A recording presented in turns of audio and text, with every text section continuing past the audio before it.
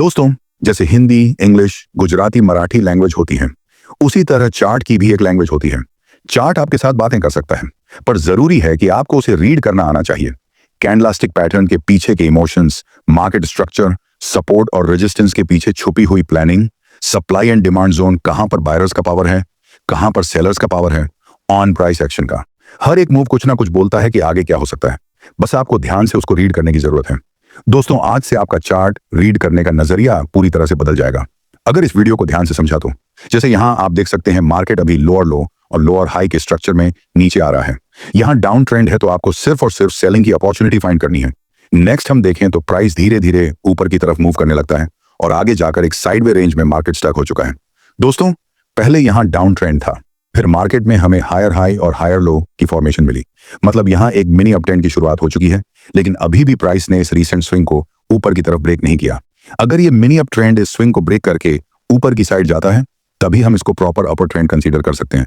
लेकिन फिलहाल तो ये on and over down trend ही है, लेकिन हम ये मिनी अपर ट्रेंड को भी इग्नोर नहीं कर सकते। इसीलिए हम ये 2 पॉइंट को टच करके एक स्मॉल ट्रेंड लाइन ड्रॉ कर देंगे, जो कि आगे ब्रेक भी हो चुकी है। अगर आप supply zone and demand zone देखें तो प्राइस को नीचे आने में सिर्फ कुछ कैंडल का टाइम लगा, लेकिन ऊपर जाने में बहुत सारी कैंडल का टाइम लगा। मतलब इस जगह पर अभी सप्लाई ज्यादा है। सप्लाई ज्यादा है तो संभावना रहती है कि प्राइस नीचे गिरे, लेकिन चाहे कुछ भी हो, अभी तो मार्केट साइडवे रेंज में है, इसलिए कोई भी ट्रेड लेने में हमें इंटरेस्ट नहीं, हम इंतजार करना पसंद करेंगे। और फिर बूम, एक बिग रेड कैंडल के साथ मार्केट में बहुत ही ज्यादा पॉइंट्स का मूवमेंट आ गया नीचे की तरफ। इस जगह पर आपके दिमाग में 2 चीजें होंगी। सबसे पहले अफसोस होगा कि यहां एंट्री कर ली होती तो ये बड़ा मूव मिल जाता, और दूसरा फोमो होगा कि आगे प्राइस और नीचे गिरे उससे पहले मैं सेल में एंट्री कर लूं। लेकिन मैं आपसे कॉमन सेंस का क्वेश्चन करता हूं, आप ही बताइए, जिन जिन लोगों ने यहां सेल में एंट्री की होगी, उन लोगों को बहुत ही जल्दी प्रॉफिट हो गया होगा सिर्फ एक कैंडल में। तो जाहिर सी बात है, सेलर्स अपना प्रॉफिट बुक कर लेंगे। जब सेलर्स प्रॉफिट बुक करेंगे तो प्राइस फिर से हल्का सा ऊपर तो जा ही सकती है। तो फिर फोमो के चक्कर में हम यहां एंट्री क्यों करें? वैसे भी अगर हम यहां सेल में एंट्री करते तो हमारा स्टॉप लॉस बहुत ही ज्यादा बड़ा हो जाता, इसलिए भी हम यहां एंट्री नहीं कर सकते। अभी भी हम इंतजार ही करेंगे। और मजे की बात यह है कि ज्यादा सेलिंग की वजह से यहां सप्लाई जोन क्रिएट हो चुका है, इसलिए ये पूरी साइडवे मूवमेंट को हम सप्लाई जोन की तरह यूज कर सकते हैं। यहां भी सप्लाई ज्यादा थी और यहां भी सप्लाई ज्यादा थी, तो आगे हमें फिर से सेल में एंट्री करने का मौका मिल सकता है। नेक्स्ट हम देखें तो मार्केट थोड़ा सा नीचे आने के बाद धीरे धीरे ऊपर की तरफ मूव करने लगा और लास्ट में एक डोजी प्लस कंफर्मेशन कैंडल की फॉर्मेशन मिल चुकी है।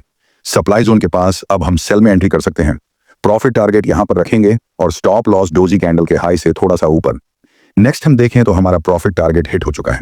दोस्तों, ये जरूरी नहीं कि हमारा प्रॉफिट टारगेट हिट हो गया, जरूरी ये है कि हमने इस जगह पर सेल में एंट्री क्यों नहीं की। यहां भी शूटिंग स्टार और कंफर्मेशन कैंडल बनी थी इस रेजिस्टेंस के पास, जो पहले सपोर्ट था, और डाउन ट्रेंड तो था ही।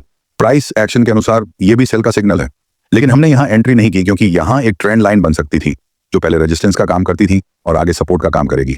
अगर हमने इस ट्रेंड लाइन को ड्रॉ नहीं किया होता तो हम डेफिनेटली यहां सेल में एंट्री करते और फिर प्रॉफिट टारगेट हिट होने से पहले ही स्टॉप लॉस हिट हो जाता। इसलिए जब आप आराम से चार्ट रीड करेंगे तब आपको सब कुछ दिखेगा।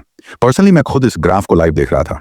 मैंने यहां भी ट्रेड नहीं किया, यहां भी नहीं किया, यहां भी नहीं किया, सिर्फ ये एक ट्रेड लिया क्योंकि मुझे क्वालिटी वाले ट्रेड चाहिए। आपको भी हमेशा क्वालिटी वाले ट्रेड लेने चाहिए। एक दूसरा पावरफुल एग्जांपल देखते हैं। एक जरूरी बात, अगर आप चार्ट्स पर मल्टीपल इंडिकेटर्स का उपयोग करते हैं या एक साथ 4 चार्ट्स देखते हैं, तो आपके पास ट्रेडिंग व्यू का प्रीमियम प्लान होना जरूरी होता है। इसका कॉस्ट 12,000 रुपए पर ईयर है। अगर आप ट्रेडिंग व्यू का सब्सक्रिप्शन फ्री में चाहते हैं तो आप अपना डीमेट अकाउंट शाम को ट्रेडिंग ऐप में खोल सकते हैं। अपने ट्रेडिंग को इंप्रूव करने के लिए सैमसो में स्विच करें। सैम को आपकी ट्रेडिंग हिस्ट्री का एनालिसिस करके आपको आपकी गलतियों के बारे में बताता है, जिन्हें जानकर आप अपनी ट्रेडिंग को और बेहतर बना सकते हैं।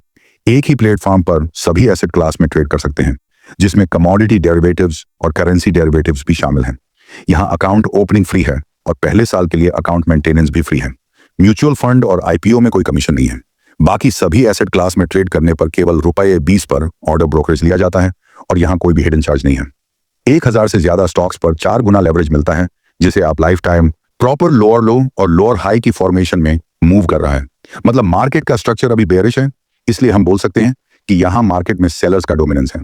तो ऐसे डाउन ट्रेंड में आपको सेलिंग की अपॉर्चुनिटी फाइंड करनी चाहिए। दोस्तों, ट्रेड लेने से पहले हम वह एस लेवल ड्रॉ कर देंगे जहां से मार्केट ने रिएक्ट किया था। हम ये 2 लेवल को टच करके ट्रेंड लाइन ड्रॉ कर सकते हैं। ये सपोर्ट आगे जाकर रेजिस्टेंस का काम कर सकता है। आगे हम देखें तो प्राइस इस ट्रेंड लाइन को अप्रोच करता है और कुछ रेड कैंडल की फॉर्मेशन भी बन चुकी है।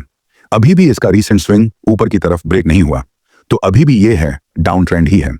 ऊपर से यहाँ ट्रेंड लाइन का रेजिस्टेंस और ये इंपॉर्टेंट रेजिस्टेंस भी है। दो इंपॉर्टेंट लेवल के पास हमें बेरिश कैंडल की फॉर्मेशन मिली और ट्रेंड भी डाउन का है।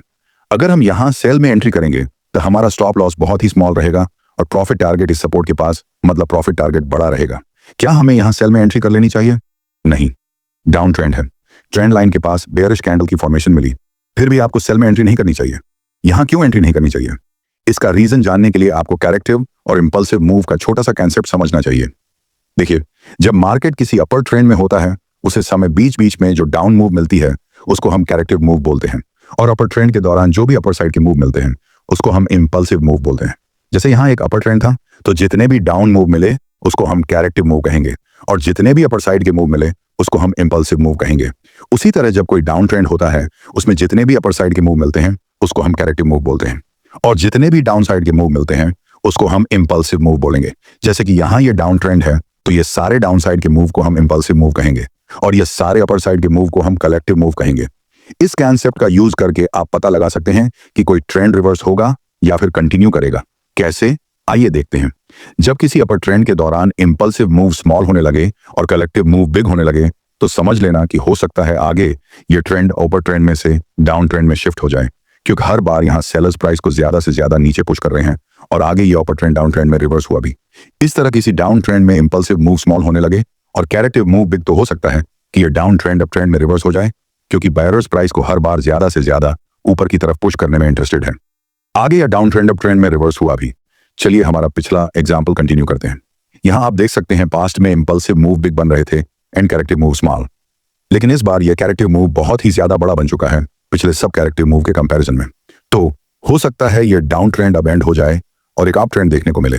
इस वजह से हम यहाँ पर ट्रेंड लाइन के पास बेयरिश कैंडल की फॉर्मेशन मिलने के बावजूद भी सेल में एंट्री नहीं कर सकते। आइए देखते हैं आगे क्या होता है। एंड में प्राइस ने ट्रेंड लाइन को ब्रेक कर दिया और ये रीसेंट स्विंग भी ब्रेक हो चुका है। सो अब ये एक प्रॉपर अप ट्रेंड की फॉर्मेशन हो चुकी है। नाउ ये अप ट्रेंड है तो हम बाय की अपॉर्चुनिटी फाइंड कर सकते हैं। आगे हम देखें तो प्राइस हल्का सा नीचे आता है और डोजी प्लस कंफर्मेशन कैंडल की फॉर्मेशन बन चुकी है। दोस्तों, अब हम बाय में एंट्री कर सकते हैं। स्टॉप लॉस रखेंगे इस डोजी के लो से थोड़ा सा नीचे। प्रॉफिट टारगेट हम इस रेजिस्टेंस के आसपास रख सकते हैं। आपको क्या लगता है, हमारा स्टॉप लॉस हिट होगा या फिर प्रॉफिट टारगेट? फाइनली हमारा प्रॉफिट टारगेट कंप्लीट हो चुका है। नेक्स्ट आप देख सकते हैं यहाँ पर 3 ब्लैक क्रो कैंडल का निर्माण हुआ। 3 ब्लैक क्रो जो कि बेरिश कैंडलस्टिक पैटर्न है, लेकिन हम सिर्फ कैंडलस्टिक पैटर्न को देखकर यहाँ सेल में एंट्री तो नहीं कर सकते, क्योंकि ऑलरेडी यहाँ पर एक अपर ट्रेंड है। इसीलिए हम सिर्फ और सिर्फ बाय करने की प्लानिंग कर सकते हैं। नेक्स्ट एक बार फिर से इस अपर ट्रेंड के दौरान हमें डोजी प्लस कंफर्मेशन कैंडल की फॉर्मेशन मिली। क्या हम फिर से यहाँ पर बाय में एंट्री कर सकते हैं? बिल्कुल बिल्कुल कर सकते हैं। प्रॉफिट टारगेट हम इस रेजिस्टेंस के आसपास रखेंगे जो पहले भी एक बार रेजिस्टेंस था। इसमें हमारा स्टॉप लॉस भी स्मॉल रहेगा और प्रॉफिट टारगेट भी स्मॉल रहेगा। नेक्स्ट दूसरी बार भी हमारा टारगेट कंप्लीट हो चुका है। दोस्तों, इस तरह से अगर आप स्मार्ट ट्रेडिंग करेंगे, डिसिप्लिन और आपके दुश्मन ग्रीड और फियर को साइड रखकर, तो आप एक दिन जरूर प्रॉफिटेबल ट्रेडर बन सकते हैं। आई होप कि आपको चार्ट रीडिंग की टेक्निक अच्छे से समझ में आई होगी। अगर आपको लगता है कि आपने इस वीडियो से कुछ भी सीखा है तो वीडियो को लाइक, शेयर और सब्सक्राइब जरूर करें, और अगर कोई क्वेश्चन हो तो कमेंट बॉक्स में जरूर पूछें। साथ ही अगला वीडियो आप किस टॉपिक पर देखना चाहते हैं यह भी कमेंट में जरूर बताएं। जिस टॉपिक की सबसे ज्यादा डिमांड हो हम उस पर वीडियो बनाएंगे। वीडियो देखने के लिए आप सभी का बहुत बहुत धन्यवाद। मिलते हैं अगले वीडियो में, तब तक के लिए जय